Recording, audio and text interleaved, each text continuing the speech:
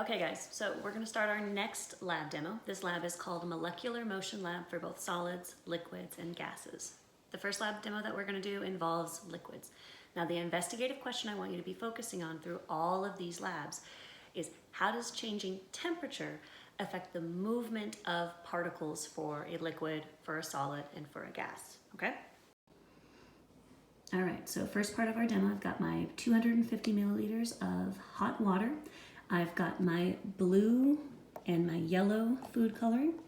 I'm gonna set my camera right here and I'm gonna try to drop these at the same time, being careful to make sure I put the same amount of drops in of both blue and yellow.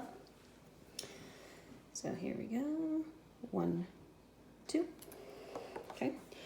And then I'm gonna kind of show you what's happening to those colors.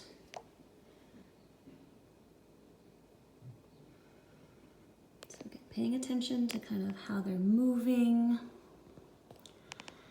Are they settling? Or are they just kind of sitting there? Think about the speed.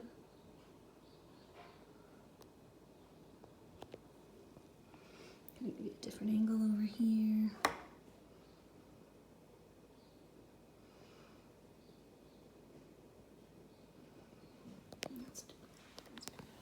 So from the top.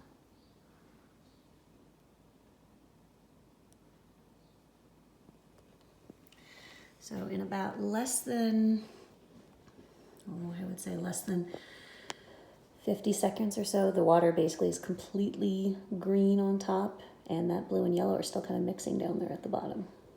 All right, let's move on to cold.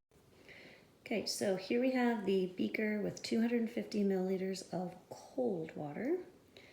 And just like before, what I'm gonna do is I'm gonna try to drop the blue and yellow food coloring, same one, 2 drops each into the beaker at the same time. So here we go, 1, 2. Okay, and again, I want you to watch and compare how the food coloring is moving in the cold water for those 2 colors compared to the hot water.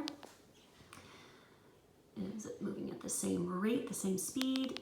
Is one moving faster, slower? Those are things I want you to consider when you're making your observations with these food color. And again, this is our cold water beaker.